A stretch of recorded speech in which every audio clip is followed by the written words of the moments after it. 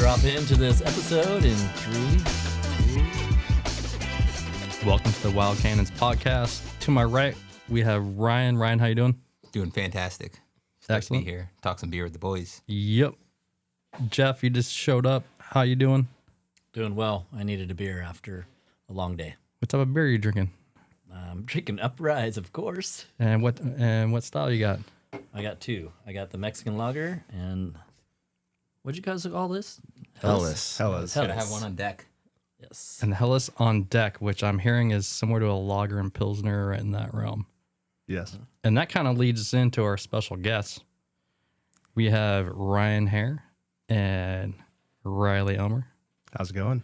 from Uprise. How you guys doing? Doing good? Yeah, doing great. So just a little bit. Ryan, owner manager. Riley, head brewer. You guys opened in 2022 with a shared goal to create a place where great beer, scratch-made food, and good people come together.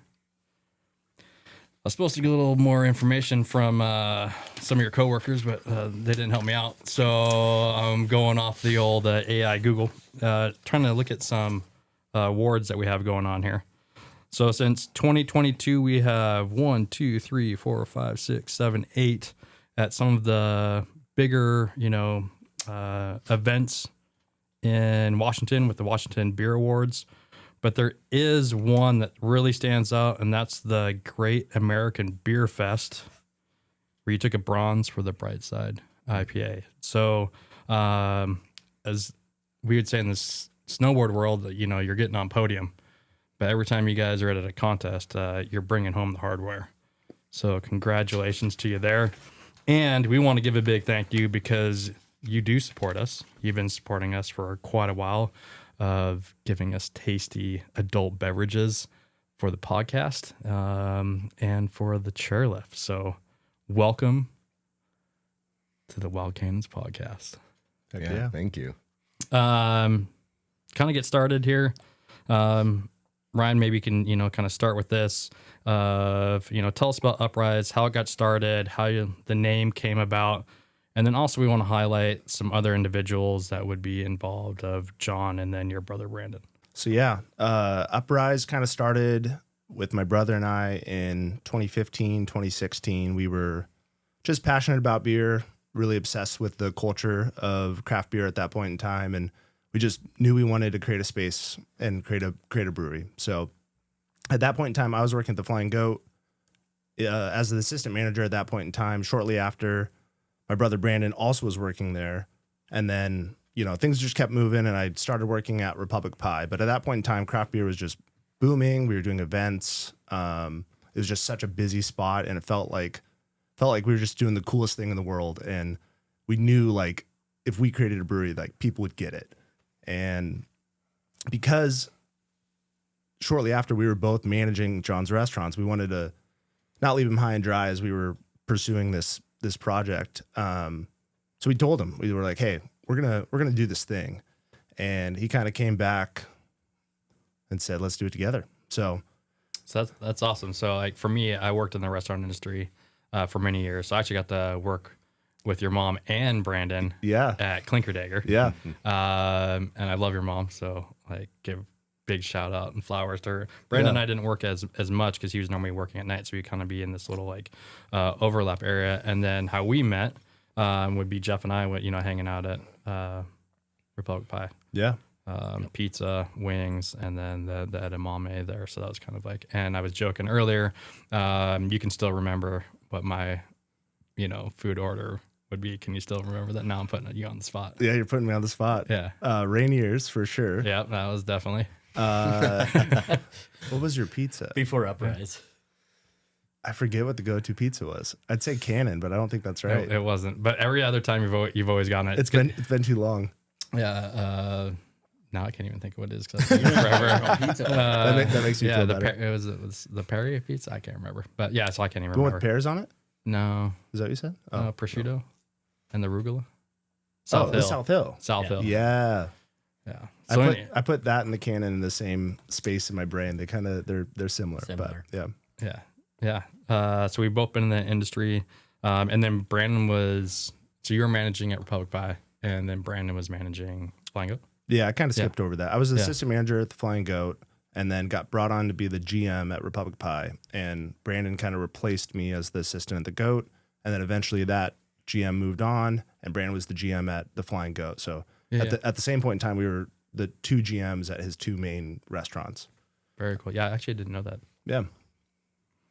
So that all the way up until Uprise opened. So that starts pushing it, to the doors opening. What else was kind of going, like, how did you go about, like, when you're talking about like investors and looking for a spot, and what was going on with that?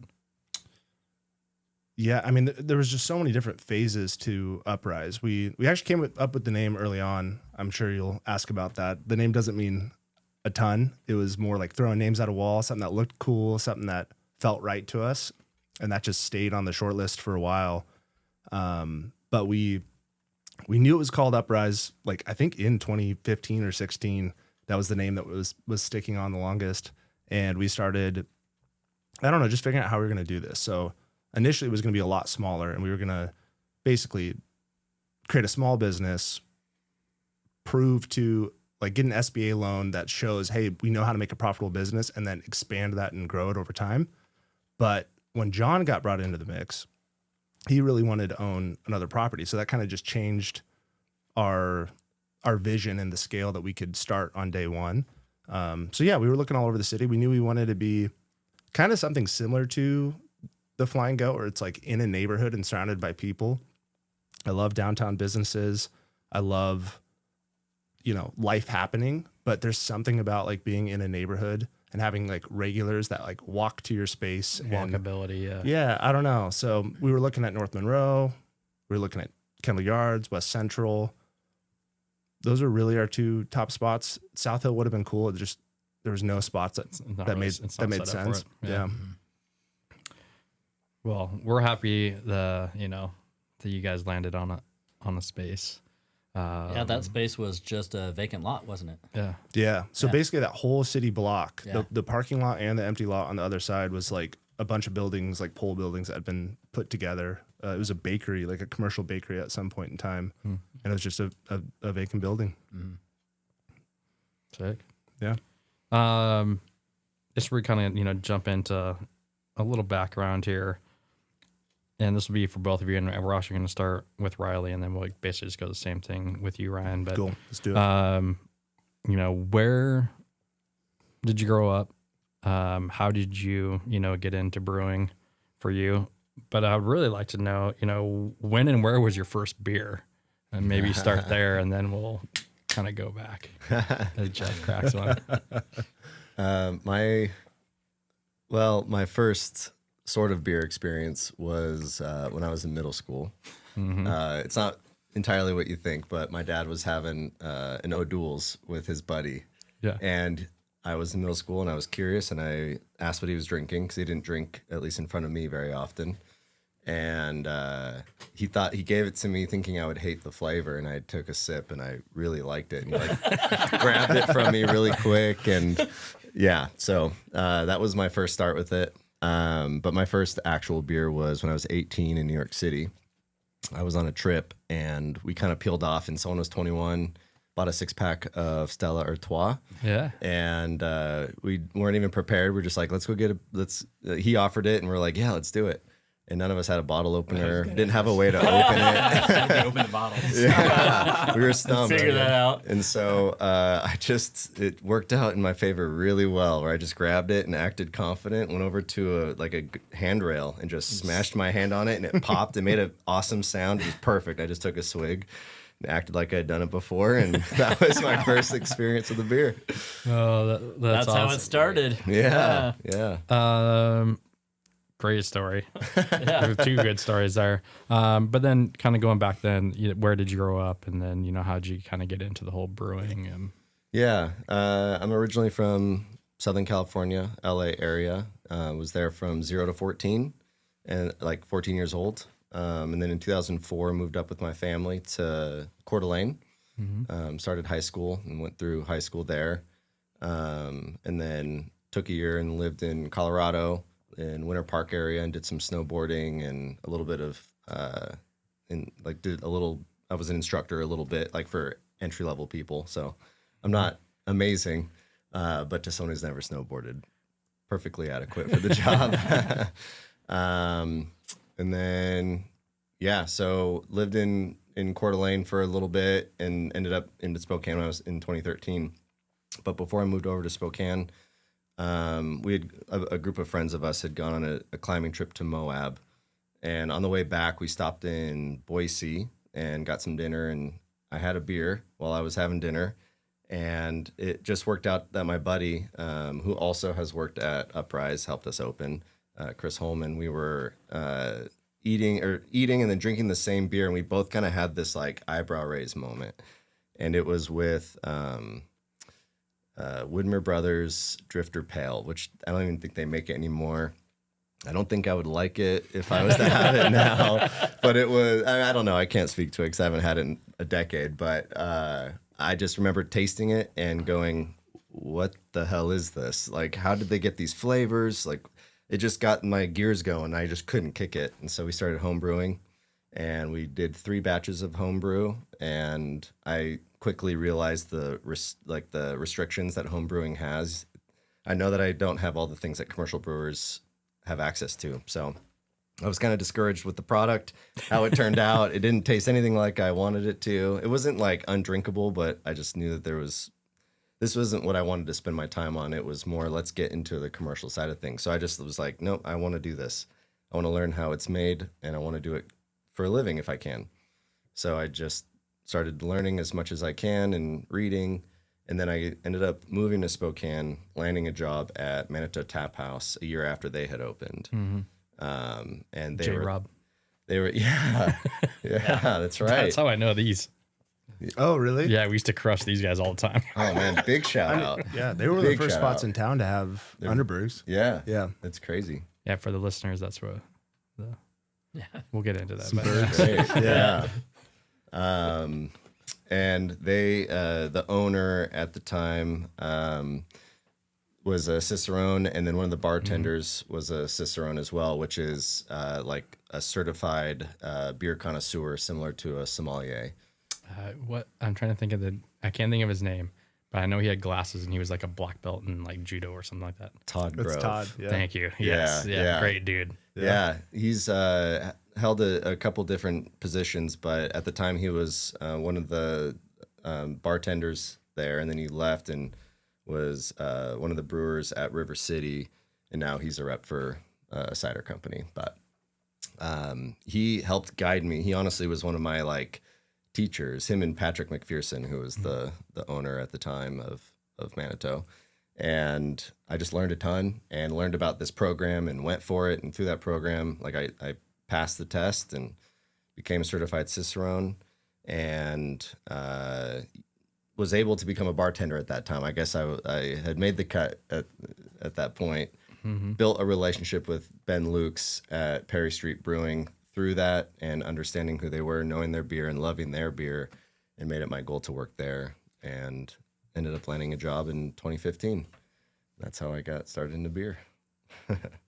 Dude. It's kind of a funny roundabout story, but we ended up there, and It all started with the no duels. that was it. Love it. Yeah. Big cheers. Big cheers to that. So Ryan, we put this over to you. It's same question. When, where, and what, was that first beer? I'm not sure. It was definitely an underage beer. I think And maybe in West Central. no. Oh, maybe actually. Broadway House, maybe. Yeah, I had some buddies that had a house that's not too far from the brewery now. That was like the party house when I was in high school. But yeah, I'm not sure. I just remember quickly graduating from like a Budweiser. So like Budweiser went to Corona. I was like, ooh, Corona's way better. I don't care how much money it costs. Like this, like I was like the bougie guy at the party where I'm like bringing good beer. And then that went to like Alaskan Amber and then Guinness. And then I was making Black and Tans and just loving like trying new beer. And I fell in love with craft beer way before like I knew that I was obsessed with this industry, I guess. But Yeah, I'm not sure. Can't put your thumb on it. No, I honestly have no You idea. don't have the aha moment? No, Yeah. no. Because I I would have played. thought you would. Honestly, I didn't know that. No, it was just in this. It was in this certain era. I was probably a junior in high school. I was playing in bands, and we were all like not drinking at that point in time. Like band, like high school band, or like No, guitar, I was like metal or something. yeah, I was Okay. in a hardcore I mean, I don't band. know. Yeah. I was Not straight. the symphony. Like, is that what I you're... mean, I don't know, like band camp, the flute thing or whatever, trumpet or whatever it was. No, we were playing in American like Pie. hardcore and like metalcore bands, and we all called ourselves straight edge, even though at that point in time, like you're in high school, like you're not actually straight edge because we haven't got to the point in life where that actually matters. But all of my friends started drinking slowly but surely. They were all a little bit older than me, and eventually I just was like, all right, let's try this. I think it honestly was a Budweiser, just like a tall boy red can, like classic Budweiser. A lot of people were hammering those guys down years ago, before we had all these choices. So Yeah. It was Old English in my high school. yeah, so I mean, not to take away from your guys' story, but I've never asked the boys this either. Oh. So Ryan, what was yours was First oldie? Yeah, it's definitely Old Oldie. English around a bonfire. Get closer to the Old English around a bonfire. glass bottle. Yeah, It was glass. 40, not a 22. Glass bottle, 40. You got to drink Was it That's taped to your your hand? first. That was your first beer. First Malt. beer, yeah. Oh my Damn. gosh. Jeff, I know it was like 1865 when you had your Yeah. first beer, but what? You're not gonna like this answer. I remember my buddy Bryce. We were working on his car, tearing it apart. It was Busch Light. It was his, I like it was that. his dad's There's- refrigerator. We just yanked those out of the There's fridge. something that feels natural about that, though. I like it. Well, that was my very, very first. And then I would say my first beer that I liked would have been. You just said none. Gosh, what's the one with the bicycle?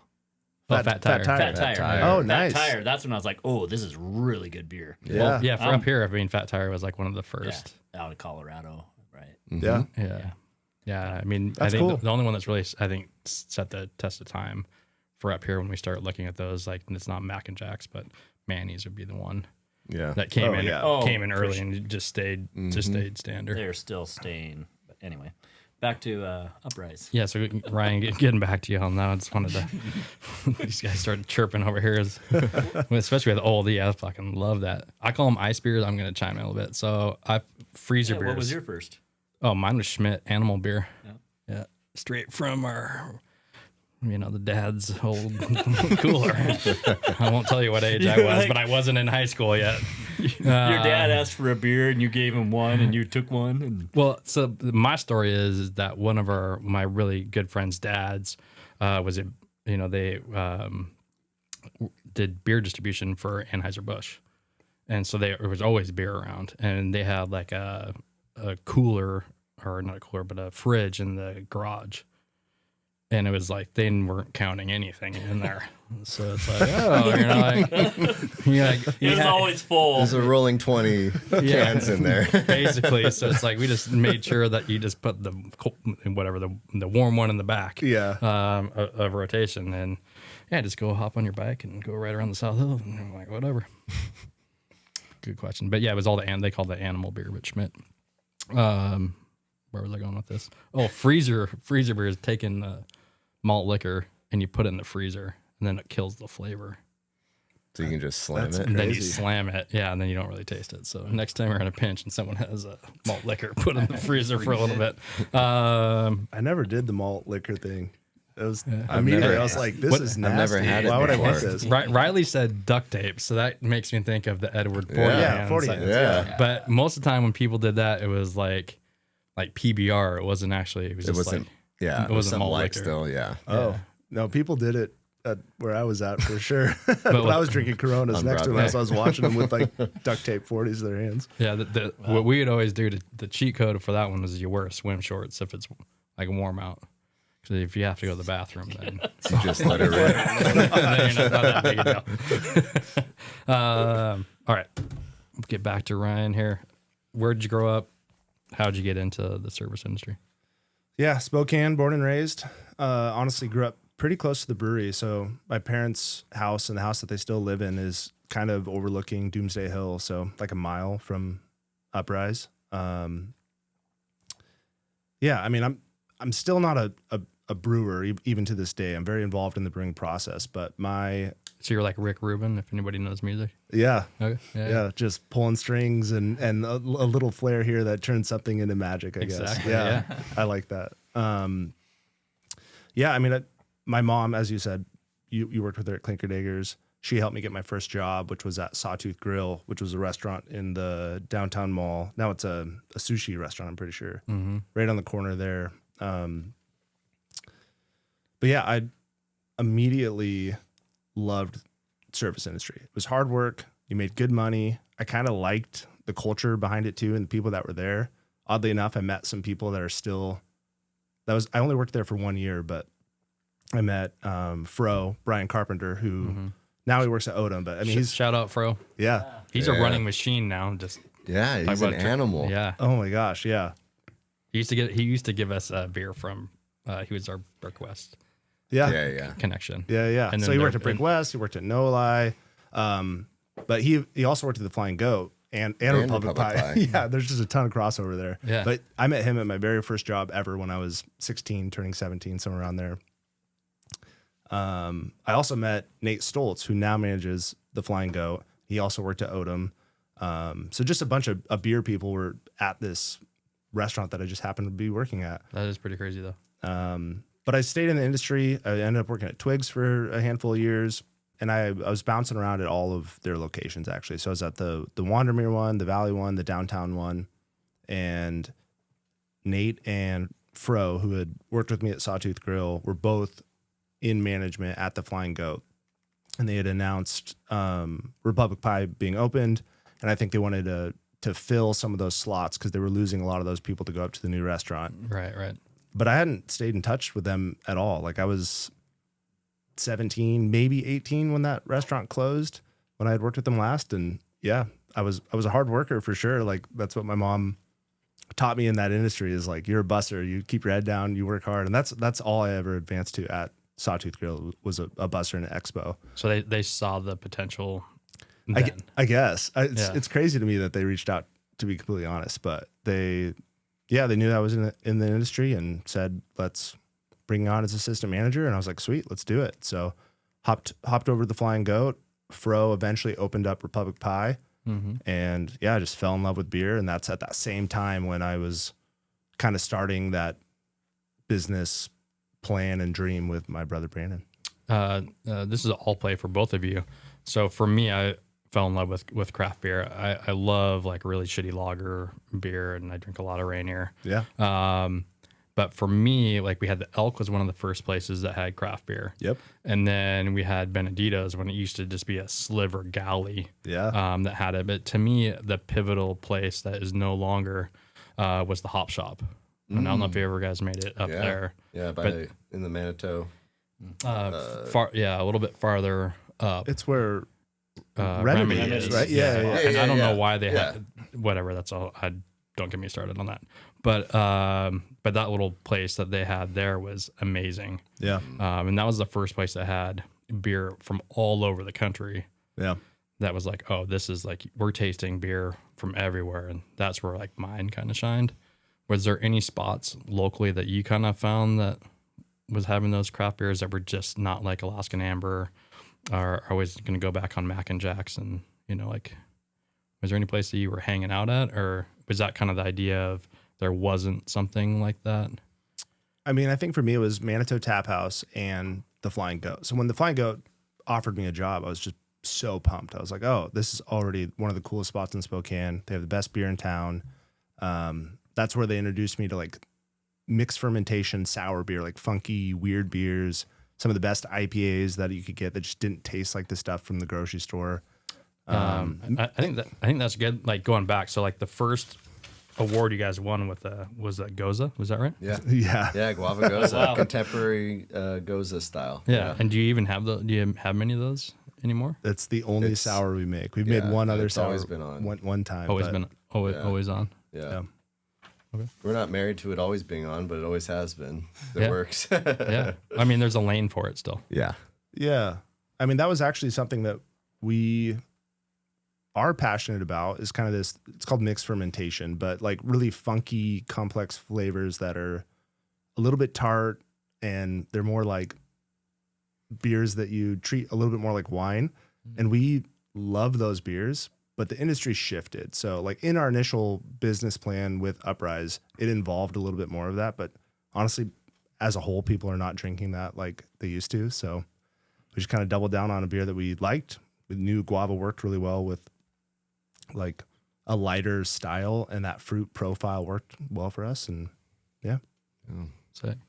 Well, thank you so much for sharing, your background and, diving into those first beers. I know these guys got some questions for you. Yeah, I'll get her going. This is a snowboarding podcast, so we'll bring her into the snowboarding realm here. But just kind of curious, we can go off of each of you guys, but just kind of give a little history of your snowboarding and how you guys got into snowboarding. Yeah. For me, it started when I moved up north into Coeur d'Alene area, and had some friends from high school who had done it their whole lives, and they took me out. And of course, inevitably on my like third day was going down Black Diamonds, just plowing out everything that everyone wanted to ride and just ruining everything. But you got to start somewhere. And that was at Silver, and that was our mountain. That's where we went. And it wasn't until like junior year that we got a season pass and went as much as we possibly could. I had a foreign exchange student from Norway who stayed with our family, and so him and I were kind of like brothers, and it was just nonstop. And that's where I really started to get the hang for it and really enjoy it. Senior year kept going, and then that's when I lived in just 1 year, just outside of high school in Winter Park, and was snowboarding more than I ever had, and developed quite a bit. And then I didn't do it again until this year. I'm not joking. Time off. Yeah. I think I just got, I don't know if burnt out. I mean, it literally is burnt out, but it wasn't like I was angry or anything happened. It just, I don't know. I just got my fill and I was good. But now I have it again. It was really, I was ready to go this year, and there were only like a couple days that were for someone getting back into it who isn't like got the reps under them. There were only a couple days this year to really have fun. Rough year to get back into it. Brutal. Yeah. But that's sick that you still are getting back out there. Yeah. Did you start out skiing, or you just went right to snowboarding? No, yeah, it was just straight snowboarding. That's what all my friends did. And yeah, like I said, I had no experience before. I was probably 15 when I did it. So just snowboard. That's it. Rad. What about you, Ryan? Yeah, like most kids, I rode bikes and skateboarded and rollerbladed and just did a bunch of things growing up. But the main sport that I really honestly fell in love with was rollerblading. So I was an aggressive inline skater, and I loved it. I had a small group of friends that did that, but not a large group of people that did that. So really? There were There weren't? So I think inline skating's sick, just so you know, just for the record. Don't look at me. I've listened to this podcast. I know how you guys really feel. Riley threw a great punchline out right there. I'm going to keep my mouth quiet. Brendan, our producer, is like back in his chair with his crowd. It'll come full circle, and I think in this conversation, which is wonderful. But honestly, I had a lot of friends that were getting into snowboarding, and I wanted to do something that I could do with a larger group of. Yeah, exactly. Sorry. Well, all my friends that were skateboarding couldn't land a trick. It was like almost landing a It's kickflip, hard. and I was like, Yeah. okay, well, like, Yeah. I don't know. I can. Rollerblading is easier to get into, right? Like Like, just like skiing. yeah. It's true though. Like that's not like a hating on skiing. We're not gonna say. I'm not gonna I say got no that. comment. I heard it. But yeah, I wanted to do something with a larger group of my friends, so I chose snowboarding, and I loved it and did it a ton for a bunch of years. It probably started, was that my 5th grade year? I got a board, and yeah, I mean, I was all in, and it was a blast. I actually really liked the difference because I I could skateboard. It just wasn't my sport. So it was really nice to be like on a board and then on rollerblades. And it's very different and engaged my brain differently. And it was a blast. But I know this would be a question that Jeff would ask, and he doesn't have a mic in front of him. This goes to both of you. What was the first board that you were riding? Do you remember? I mean, I don't know. Oh, I do know what it was called. It was a 5150 Talus is what it was called. It was something, what was the... Oh, yeah. The 5150. Yeah. Yeah. That brand. Yeah, what was Sports Warehouse is where I bought that at. So, Or Sports Outlet?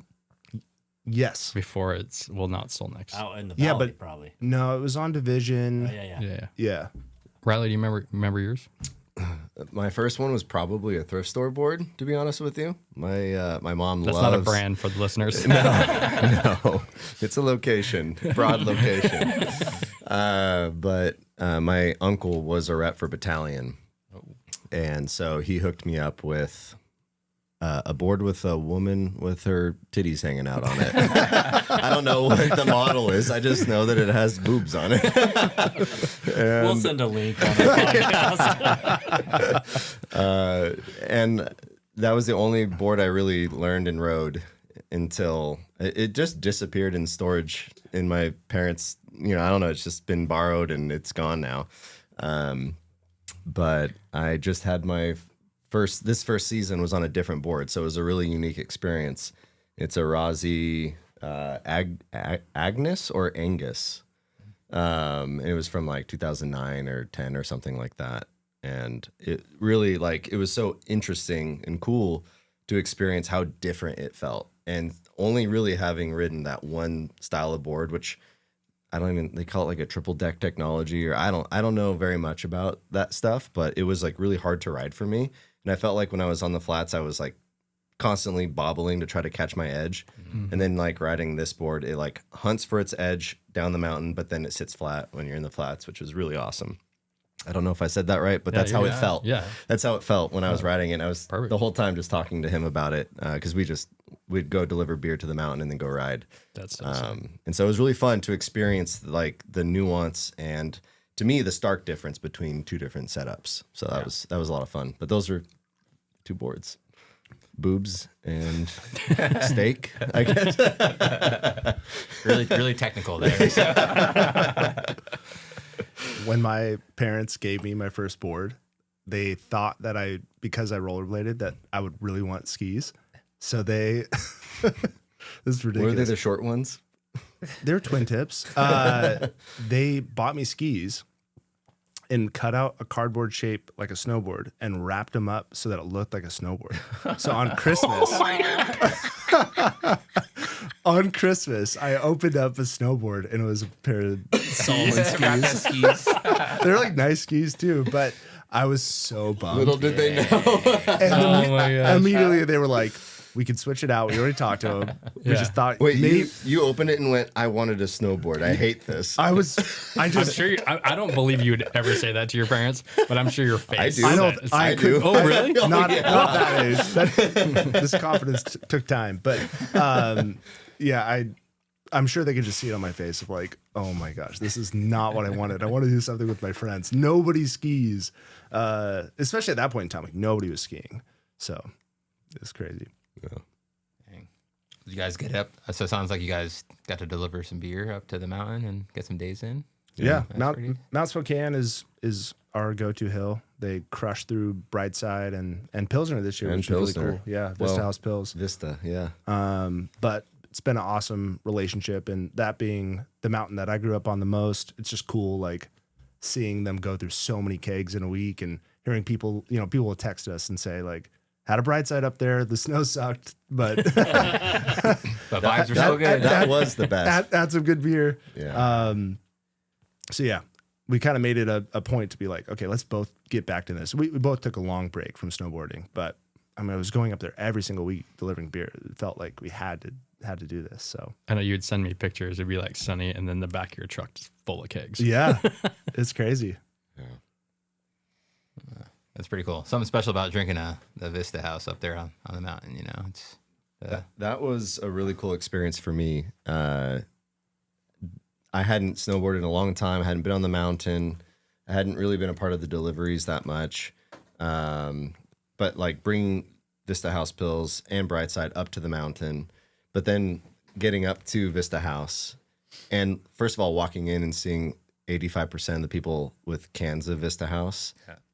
DJ was bumping music. The wind was ripping. It's cold. I don't know how he was doing his thing up there. It was amazing, but it was like ripping.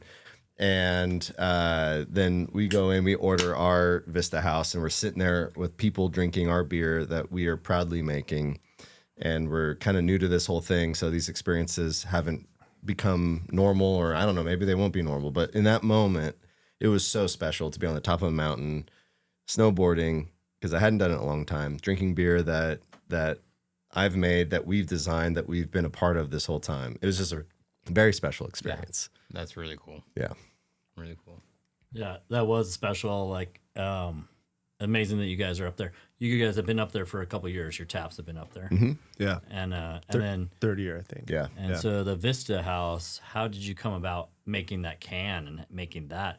Because you had it on tap, obviously at the lodge too, but to make it just for the Vista House. That would be for sure a question for Ryan, because with his background in design, he does all of the artwork, all of the marketing, everything is made by Ryan. So he can talk about how that all came together. Did you work with them on that, or was that just you? Mostly me. Yeah. I mean, it was their idea. They really wanted to do something where they had like a beer, and we just have a good relationship with them. Like, they're just such awesome people. They really connect with our brand. It's just been a good partnership since day one. So like year one, they kind of rotated us in. Year two, Brightside was a permanent handle. Year three, which is this year, Brightside was a permanent handle, and they're like, we got to get another beer up there. So they wanted to do Pilsner, and immediately, like, it was like a 30-minute meeting, and they threw out that name, which I thought was like, that's perfect. Like, House Pills is also like a cool thing, like the house pills of the mountain. And they threw out some ideas, and then, it just kind of worked. I looked at all the images of Vista House that I could find, and I was like, okay, this is way too complicated for our design. Like, our design is very simple, geometric, abstract, and I just wanted it to very much feel like Vista House. Like, I wanted people to look at it, know exactly what it is, but at the same time feel like Uprise. And yeah, honestly, just kind of, it worked. It was a great mesh for both of you. Yeah. Are you going to do that with them again? I'm not sure. I sure hope so. If they want to, yeah absolutely. We're ready to. We would love to. Yeah. You obviously are keeping your tap handles up there, which is Yeah. amazing. So Yeah. yeah, and you only did so many cans though. I remember that was it was only at the Vista House. Yeah. Of course, this season kind of like the went concern. south, but The concern was the amount of snow. So Yeah. we didn't want to package off 100 cases of this and not have any snow. no. So we were just kind of waiting, and if the weather got really good, we were going to do more. But So a lot of people also are asking, any merch with that design? Any hats? TBD, we would love to. I think if there's time Shirts, and stickers. it makes sense, yeah, it'd be cool. And then another thing that I researched, Austin was asking if you're going to have a tow rope IPA. Oh. Austin Viz is one of the comments on. So, social and media. if you're not familiar with Austin Viz, he is like our king of the can of Mount Spokane, and one of like the most elite pro snowboarders, Local especially hero. So in the scene right now. He wants an IPA for the terrain park, I guess. I love that. Yeah, sounds And I great. looked, and there was you guys did not comment on that. I'm just Big call out. sorry. We'll call it the. I'm going to respond right after this podcast. You got time. It'll be some time before this comes out. Yeah. I mean, that's way back from November. I'm sorry, Yeah, but that's my bad. no, Dude, that's a great. But that- no, a lot of great people find. were it's a great name. asking because I was at the Vista, and that the day that DJ was there, it was freezing outside. It was cold. windy. I don't know how he stayed out there. He just kept going. He took one little break, and someone took over, and they were like instantly freezing and not doing great. I'm sure they came in and They took should have over just again. moved I him don't know. inside. I know. Also, that day, he should have went to the yurt because it was not windy down there. It was sunny though. But And the snow was great. it Beautiful. was beautiful. It was beautiful. You couldn't have a Vista beer. You had to be Pilsner yeah. at the yurt. Yeah, no. Yeah. Maybe a yurt worked. beer. Maybe. Dude, totally. IPA. There's a good name, Yurt Beer. Park Rat Co. Park Oh, Rat. yeah, the park. Park Rat beer. I think we can make some like 5 different beers for the mountain, Well, right? All you need is one beer and just different cans. That's the way to do it. But the Pilsners, I think, were great because they're approachable for people that want to have a beer and Yeah. don't want to like. They have were crisp. I really liked it. Cool. It was good. Thank you. Ryan and I want like a bright side first thing in the morning. Yeah. breakfast beer. It's a perfect breakfast beer for us. You don't even need a that was our move this year. You just skip breakfast and IPA on the gondola. Yeah. 8:15. That's all you need. You got some carbs in you. Yeah. Well, that's cool. We're not alcoholics, we swear. Just on Saturday. All right. So we're kind of getting into some Uprise questions. We'll keep these as clean as possible. What's with the boombox on the back bar? And is this a tribute to South Perry at all? Which boombox? There's 2. There's two. Yeah. There's one to the left kind of hiding. I'm thinking the one front and center. Yeah. That's actually Riley's. He's had it for a while. Yeah, since high school. Someone had it that I liked it and I bought it. I don't even remember, $20 or something. Yeah. I've used it a couple times and I don't know, it's not convenient. So it's just sat there and we just felt like our branding and we call it retro tech is what a lot of our like Beer influence and beer names come from. And it kind of represents that a little bit. So we just threw it up there. We've gotten a lot of questions about why we don't have a tape in there. I just noticed today that we have one, but it's What's the tape? everyone's gonna want to know, and it's gonna be the most Ryan thing ever. It's just a generic like '80s looking blank tape. It's not a band. You It's just no you need cool to put nod. you need to put tape on there and just put mixtape. I might. Yeah, it's a cool looking tape. Our but it's wild a blank. cannons is always cool too. Ooh, that's a good idea. Well, on side B, you can put whatever you want. Yeah. It's on B side, which is actually the name of a beer that we made one time. So Yeah, yeah. and Oh, that's right. Deep track. But Well, that's cool that there is a connection of your branding or just what. Those are the kind of Easter eggs I think that beer nerds are gonna like. totally. Yeah, They wanna that's, know. that is Yeah. exactly. I guess we never really use that term, but that's exactly what it is. These little nuggets, these little Easter eggs that are kind of sprinkled throughout. That adds a little bit of personality to the space, which is welcoming and clean and fun and professional. But yeah, we want to add some personality to it. Those are fun ways to do it. For sure.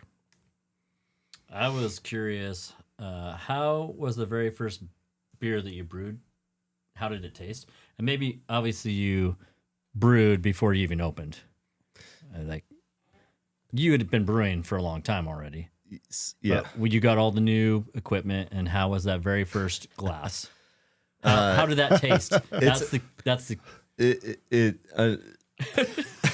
this a You know what? failure? No, Failures to It's success not story? that it's not necessarily the cleanest answer because we had worked with a consultant who was representing a specific company, and they were great. They were very helpful throughout the whole process. However, they had knee surgery 2 weeks before our first brew day, and it was because they got injured, and it was like an emergency surgery kind of thing.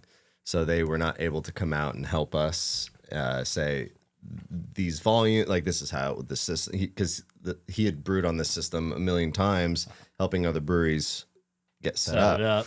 Yep. Riley So had also been out of the industry for 4 years. 4 years. Yeah, I guess I didn't really say that. So I worked at Perry Street from 2015 to 2018, and then Ryan and I met in 2016, and the hope was that I would transition into a head brewer role there. And there was in no way, it was always meant at Perry Street. I have a very good relationship with Ben and Dave, who took my position. They're family. But it was kind of like the goal was to start there, but clearly there were some time restraints, and I was ready to kind of make a move. So I was a realtor for 4 years. and it just didn't work out for me. It was a partnership, so I worked with an already existing business, and it was great.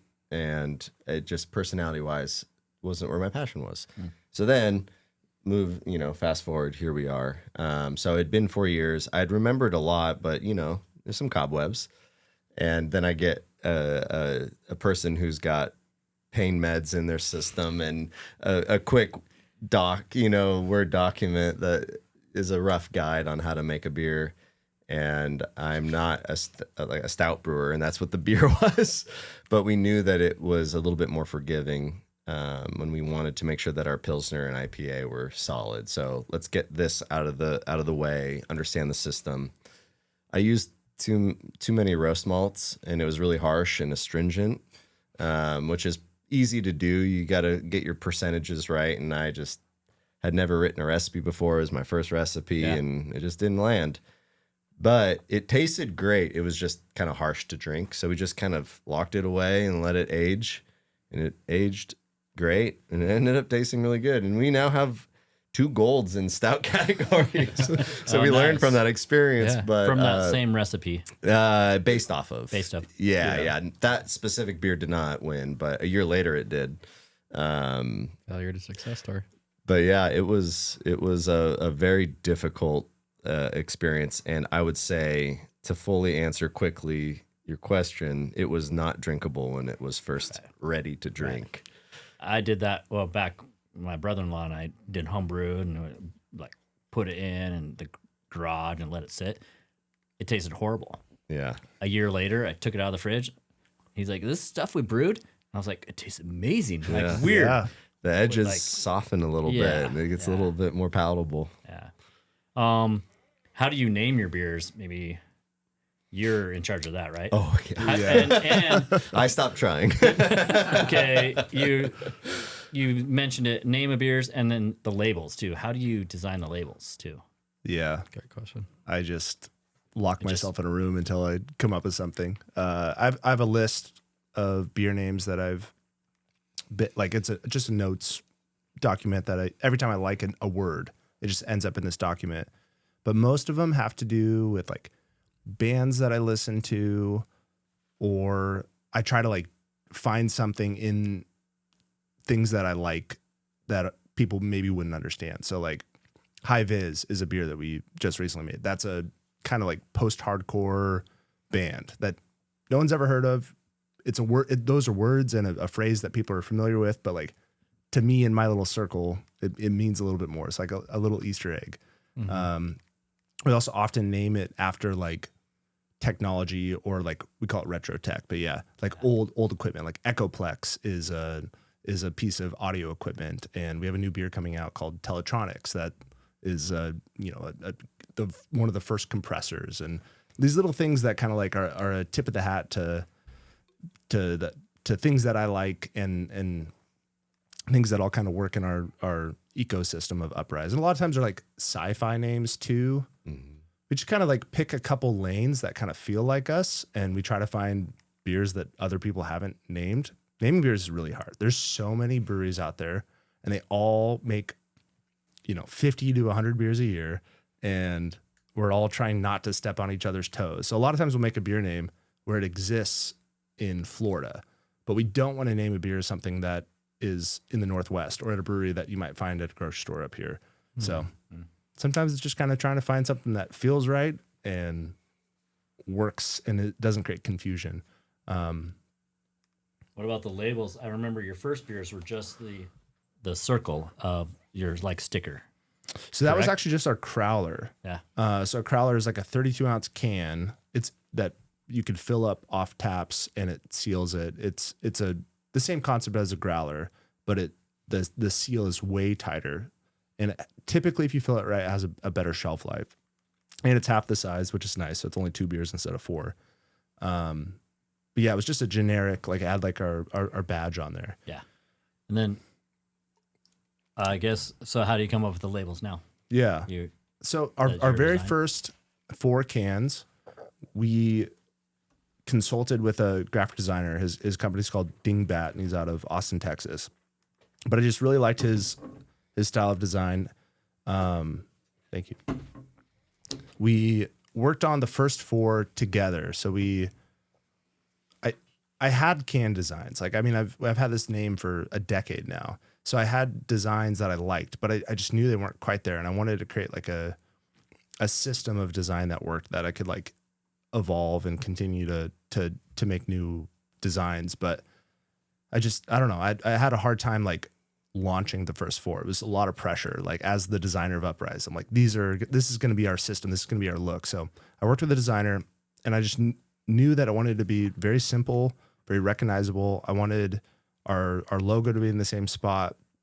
I wanted you to see our cans from a distance and know that's Uprise. Mm-hmm. Not necessarily what the beer was, but more like brand first. Because we come up with so many beers in a year. Brand recognition. Yeah, I mean, like It's always on the side. It's yeah, always there. Which actually, most of my design that I had before I brought this other guy in, is the same, but that's what he added, and I just absolutely loved it. I was like, oh my gosh, like that's like, as someone's like drinking the can from the side, you see like Uprise going down. I was like, that is so cool. Or like, you know, on the shelf, if it's turned the wrong way and you don't see the label, you still see Uprise. It's always Uprise. Yeah. So yeah, I don't know. Just wanted something that we could continue to make, because we make a lot of beers in a year, and I wanted the brand to be really strong, but make it feel clean and also have some personality and have some flexibility, to where if we wanted to get a little bit crazy with a label, I'm not limited by these like style guidelines that I created. Where were you when you thought of the name Brightside? I don't remember. You don't? No.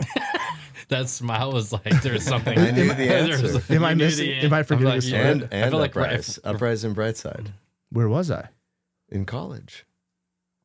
Yeah. Okay. I guess I was. So Brightside was a name that my buddy Dan came up Which with. is not retrospect. Or, Retro band? Tech. Yeah. Shout it's just out its own thing. Dan Knott. He was in a band. Yeah. He was the drummer in my band and a close friend. But he wanted to make a pop punk band called Brightside, and it just feels like a pop punk band. But I was like, oh, that's cool. And then he was going to make a window cleaning company, and he wanted to call it Brightside Window Cleaning. I was like, I just kind of feel like I might use that. Can we name that something else? So I helped him rename his company, and I designed his logo for free, and we called it Radiant instead. I was like, I don't know why, but I like really want that. I thought I was going to make a clothing company out of it. But I held on to Brightside for, I don't know, 15 years. He has it written down in a notebook. 'Cause I was thinking the Killers.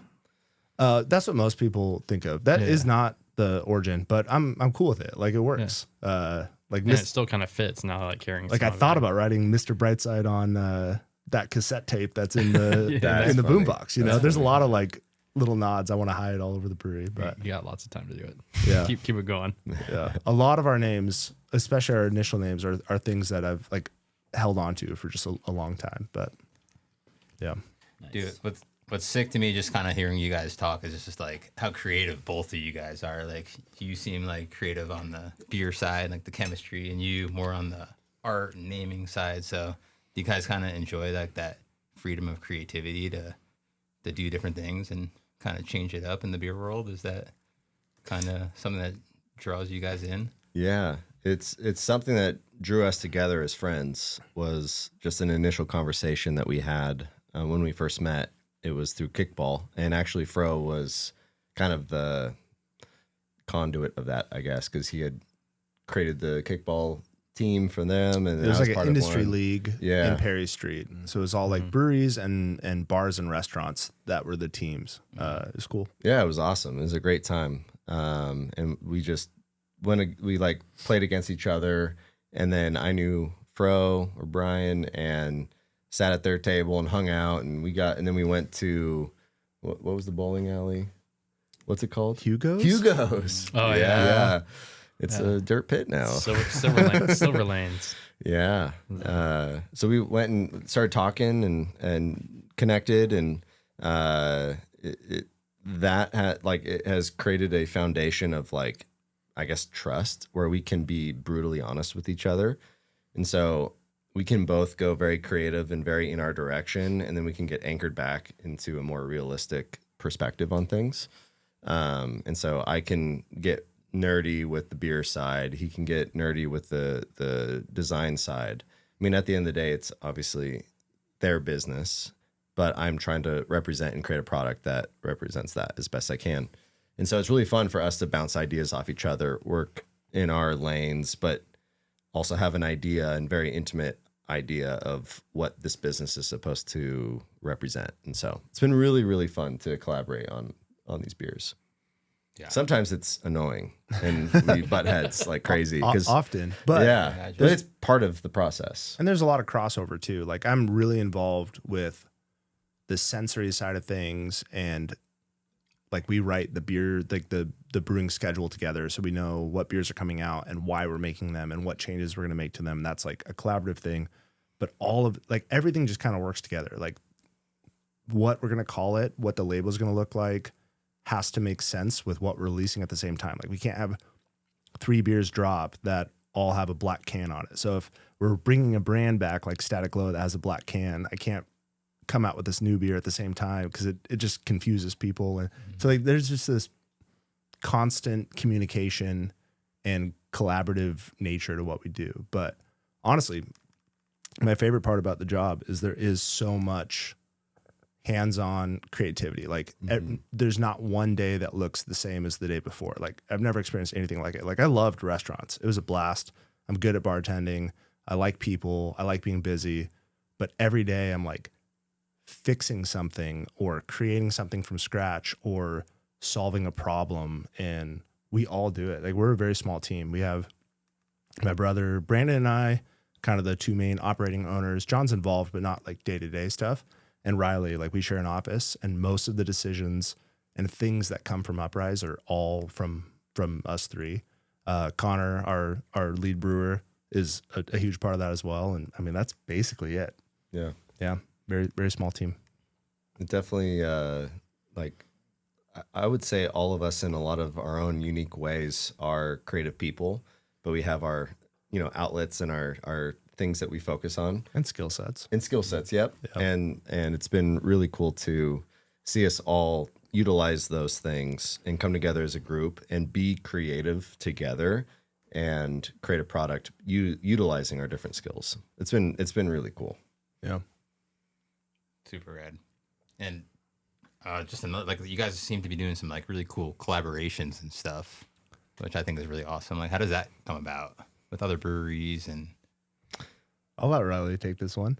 Yeah, I mean, collaborations are a really collaborations and competitions as a brewer are kind of like the things that you get to have fun with. It's part of why you do it, because you work really hard and you do these dirty tasks of getting chemicals sprayed in your face and wet grain spilled on you and it's hot, 150 degrees. It's like it's a dirty job. But then you get to go to or host different breweries and have them interact and be like, this is how we do things, or how do you do things? Let's make a beer together. Like it's so much fun. Or with competitions, you're making a beer the best that you possibly can against your friends who are making beers the best they possibly can, and just going against each other. And the coolest part is when you lose and someone else wins, everyone texts them or calls them or is there with them, and it's the most celebratory community aspect. It's a really beautiful community. that's cool. But with collaborations, we've been really fortunate to have some really, really special collaborations happen from the get-go. From before we were a brewery, we had good relationships with breweries. And you guys did through, and you guys being Flying Goat and Republic Pie, being they bought a bunch of Bellbreaker beer and had a really good relationship with them. We got to utilize that and collaborate with them for our second year anniversary, and a lot of different relationships like that. But then as we were more involved in the brewing scene as Uprise, we got to meet more people and develop relationships and collaborate with some really cool breweries. There are a ton of people we've been involved with, but to be honest, there is one that stands out the most, and it's the one that's coming out soon, which is 3-Way. I don't know if that was something you guys were going to talk about, so I don't want to jump the gun on anything. No, but yeah, go ahead, share. It is a very special IPA collaboration with 3 different breweries hosted by Fort George. And every year it's with a different 2 breweries. So it's them, 2 others. And they wanted to work with us. We collaborated with them for Grainmaker, which is a beer event that is hosted by Link Malt here in Spokane. And we got to work with them and collaborate with them and build a relationship. And through that, they're like, we would love to have you be a part of Thruway. And you had mentioned Great American Beer Festival. We call it, just because that's a mouthful, we call it GABF. Getting that award, huge honor, especially in a style that we consider our favorite style, West Coast IPA. I think it's like maybe like winning like X Games at like like There or like natural selection. There were It's like the 300 biggest entries in that category.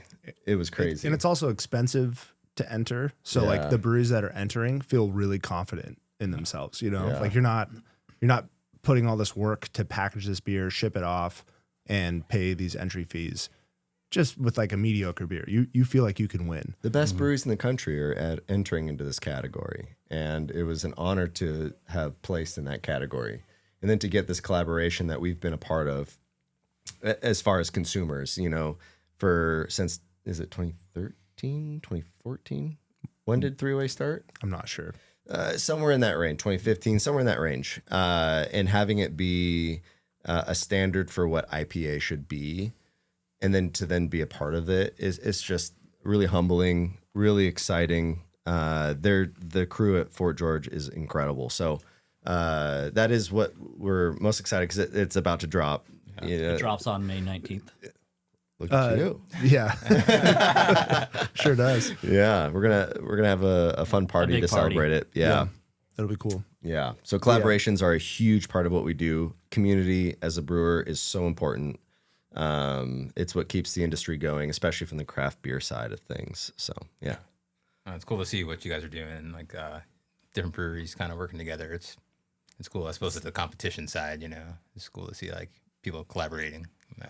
I think that dichotomy is really unique for our industry, where you compete against each other and collaborate and have fun and share. It's for a lot of breweries, not everybody, but for a lot, it's very open source, and you get excited. You ask someone, they tell you everything, you know, and it's unique. We have no secrets. Yeah, So like zero. if, even like a home brewer or a small up and coming brewery, I mean, we're Or a small big too, one. but you know what I mean? Anyway. Anybody comes in, asks us a question, we're going to tell them exactly what we're doing, because we could tell you exactly what to do. You're not going to make your beer taste exactly like ours. Like there's so many variables in it. But if you do, that's awesome. But Like, if we can, that's cool. if out of like the 10 things that we tell you, one of those things helps you like level up and make beer, because like that was a missing piece out of like all of these variables, that's great. Like all we want is for beer to be better, because that means more people are drinking beer, and that means more people are enjoying Uprise and like supporting Spokane breweries. Like we just want people to make better beer and embrace it. So Well, we take that approach too on the flip side, where we are asking questions with people who we feel are better than us. It's not about better, but more like we look up to. yeah. Or like in that moment where I'm like, wow, how is that lager so soft? I want to know. Let me ask that question, or let me send a beer to you and have you taste it and analyze it and be critical. Like hurt my feelings. It won't actually, but like, you know, some people might be a little bit. Feedback, Yeah. We ask for it. Like I want you to go all in on your opinion on me, because I don't care. and that's only going to make us better. Exactly. Like, brutal honesty, especially from our friends. Like if everybody was just saying, Look, there's unsolicited brutality. well, iron sharpens iron, right? Untapped, 3 out of 5, pretty good. It's like that's not super helpful. Yeah. No feedback there, but Yeah. I just got one more thing to add here, and I'll pass it off to somebody else another question. But this is just to do with IPAs. I consider myself a little bit of a beer snob, not the biggest beer snob, but I've lived all around. Lived in California, which is kind of like the most notable place that I feel like I had like really good beer. And I moved up to Coeur d'Alene, and in my opinion, I couldn't find a good IPA anywhere around. But for some reason, I feel like the Spokane beer scene and Uprise particularly, like you guys, your take on IPA is like my preferred, clean, crisp something about it. It's like, do you guys have like a certain hop style or like take on an IPA that you think? Yeah, I mean, this was part of that funny conversation that we had and continue to have in 2016 when we were at Hugo's Bowling and at Perry Street Brewing when I was working there. And it's something that Perry Street instilled into me was drinkability, sound process, making sure that you're using really good ingredients and using them well. But then on top of that, having our own unique vision, even aside from Perry Street, which like they have 3 JBF golds, like they know what they're doing. We still had our own vision for what we wanted to accomplish. And it was approachability, drinkability. We want our beer to, when someone drinks it, we want it to be pleasant or delightful is the word that I use. But there are other people who've called it pleasant. We want that delicate element when a lot of times beers that can be loud, like an IPA, can be overwhelming. They can be really refined and really approachable, where someone who says they don't like IPA has ours and goes, I never liked IPAs, but I really like your IPA. Mm-hmm. That's what we tried to approach all of our beer with. While it being very much an IPA. Like Totally, it's not, yeah, it's not a deviation These from aren't style. watered down IPAs. We just want that balance and that expression to be Absolutely. drinkability first. And I want you to want another one. That's something that we connected on, Riley and I. That was like one of the first conversations we had. Just the way we talked about beer. I was like, I've never met anybody, including Brandon. Like Brandon and I have so much overlap and passion for beer. But then I met Riley.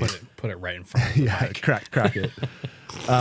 When I met Riley and we talked about beer, I was like, oh my gosh, I have so many opinions about beer, and we have so much overlap, and it was just a very unique thing. Like I knew there was this moment. He had a broken leg, and I drove him home after hanging out one day, and it was the first time I told him I wanted to open a brewery, which in my life had been a part of my plan for a while, but I just hadn't told anybody. And I was like, I'm going to open a brewery, and you're going to be my brewer.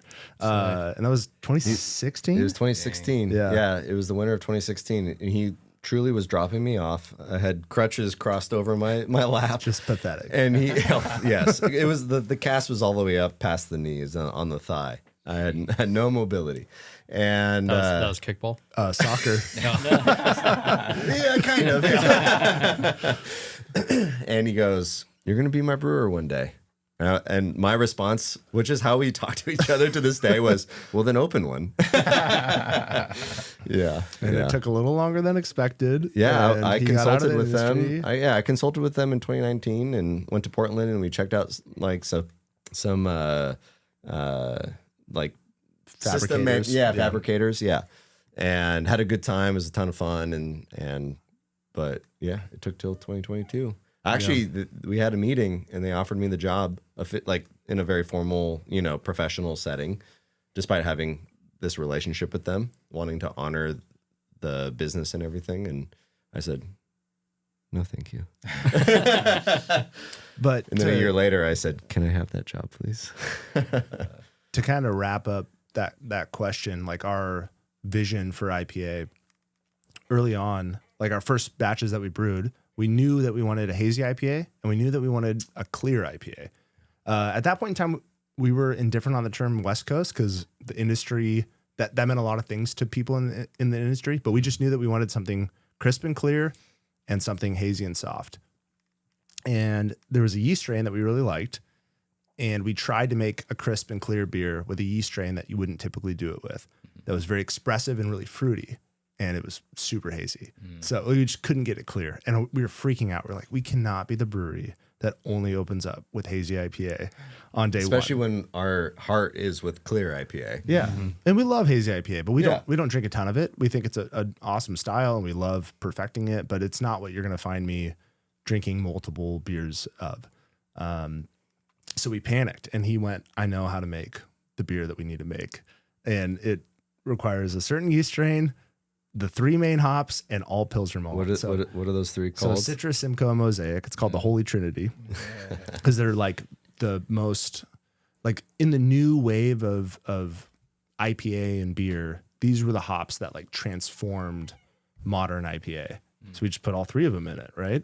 And then we did all Pilsner malt because we wanted super lean, really crisp, really clear beer, which was really important to us, which was also a vision of Perry Street as well. Yeah.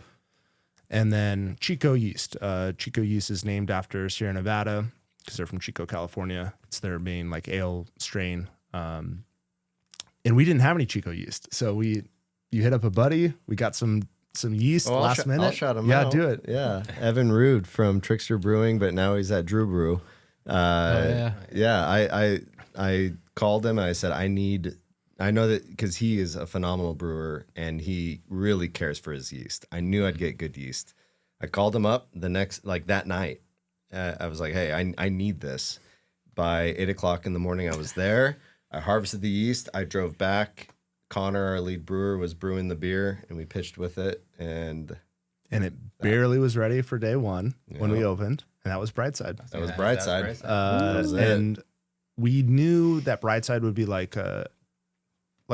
something that would evolve over time. Like we're gonna call this beer Brightside, and I'm okay if like the hops change over time, as long as it like fits this vision of a super drinkable, crisp, punchy IPA. Yeah, it's a representation Yeah, versus no one knows what hops are in it. It just has to like feel right, you know.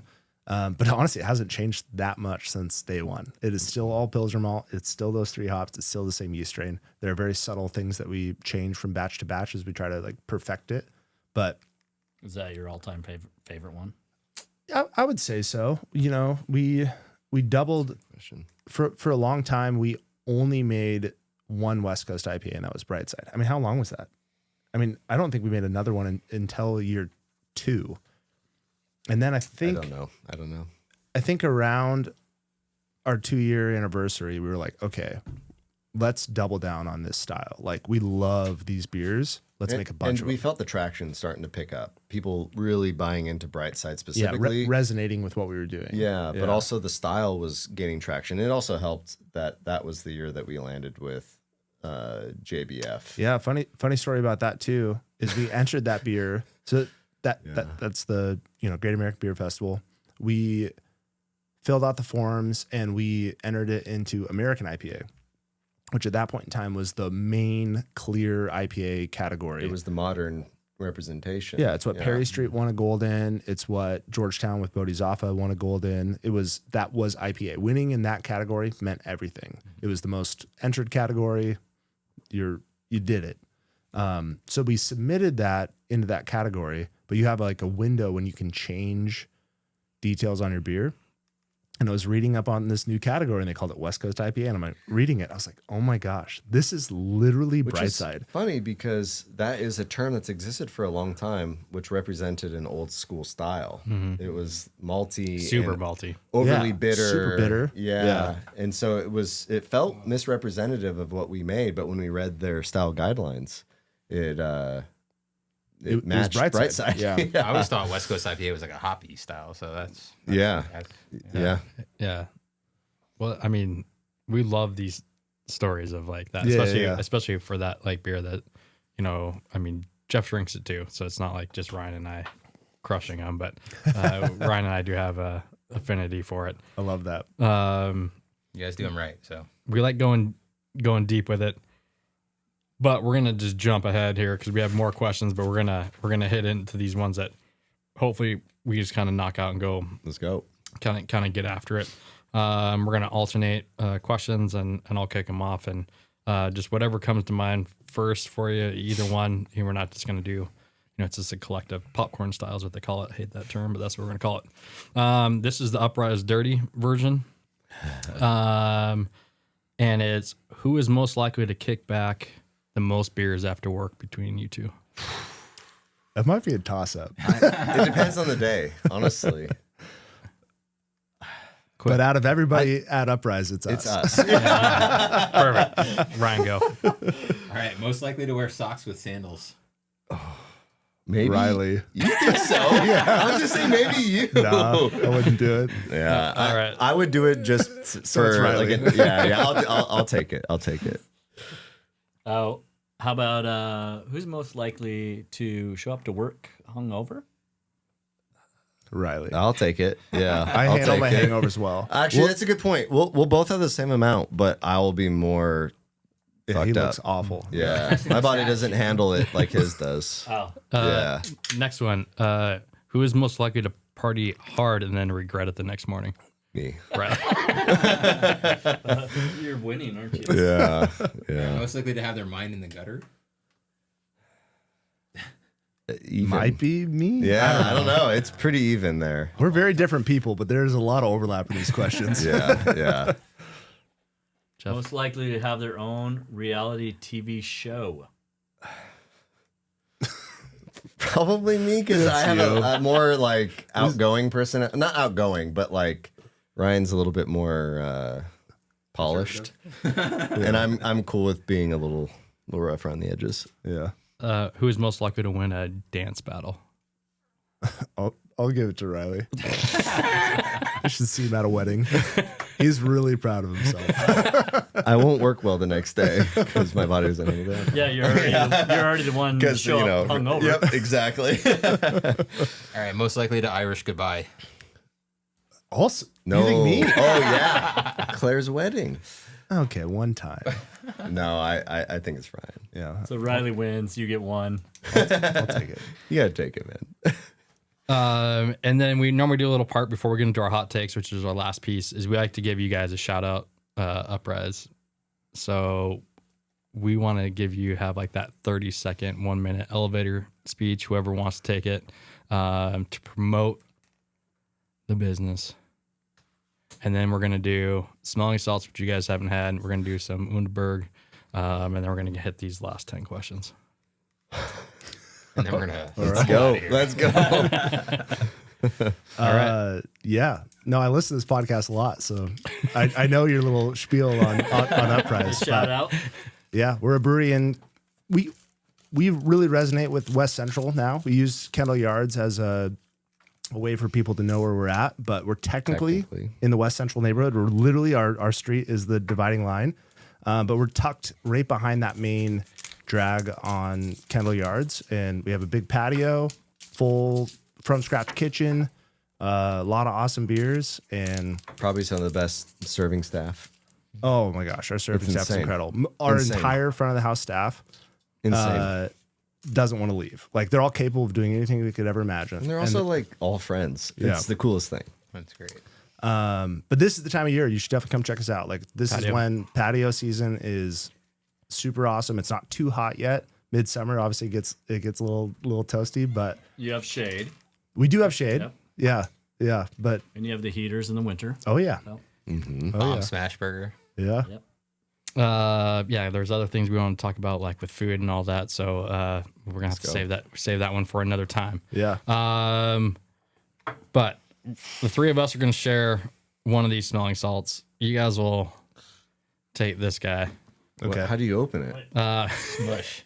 You put it in your mouth. No, you're just gonna pinch it, and Okay. you'll hear it pop. It'll turn red, which is good. And you're gonna put it to your nose. Oh, it Turn just kind red. of goes out. Yeah, and It's then not- okay. just give it a nice little, like, you can wave it or you can just go give it one of those. three. And we're gonna hit one of those, and then we'll just do Do an Underberg. Let's Yeah. go. to celebrate the brewery Smelling salt? for not selling hard alcohol. We kind of shared that before, but we're all just gonna blast off and do these, and then we're gonna dive right into hot takes. Let's go. Okay. So, cheers, boys. Cheers. There we go. Oh, nice. And one of these. My mom would be so proud of me. It's like pure ammonium.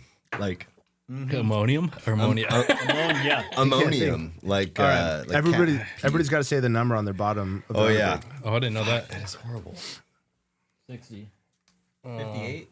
25. 51. Usually high buys. High buys. So like when you do these, whoever has the highest number buys. I've never had this number. This is number one. Whoa! It's a good day. Celebrate. It's a good day. Well, bye-bye. Perfect. These are going to be really quick, so you just have to say them on top of your head. If you don't get it, we're just going to move on. We're going to do the same order. I'm going to ask do it. Ryan's going to ask Jeff. Truly or White Claw? White Claw. White Claw. Favorite non-Uprise beer. Freem. Freem pills. Yeah, pills. Yeah. Favorite Uprise beer? Brightside. Brightside. What style of beer is easiest to brew? Amber. There's a malty ale. If you could only drink one style of beer for the rest of your life, what would it be? Lager. Yeah. Light lager. You have to. Yeah. There's no legs. For survivability. Survivability. If you give me two, it's IPA, but light lager. Yeah. What's the best food menu item you're serving at Uprise? Taquitos. Smash burger. Smash burger. I would agree with Smash Burger. Those are my top two. This for one's sure. specifically for Riley. Least favorite part of brewing. Being told no by Ryan. All right, this one's for Ryan. Least favorite part about being an owner. Being told no by Calling Riley up in the office. No, he loves it. He likes to tell me no. I don't know. Oh, beauty pageant answer. Beauty pageant answer. All right, so we're just going to get into our last one. Who would you like to have a guest on our podcast? But if needed, you would have to help us get him in the studio. Or them. Studio. Oh, that's a tough one. Ben Lukes. Actually, Ben Lukes is the That's it. owner and operator of Perry Street Brewing. Super awesome dude, really influential.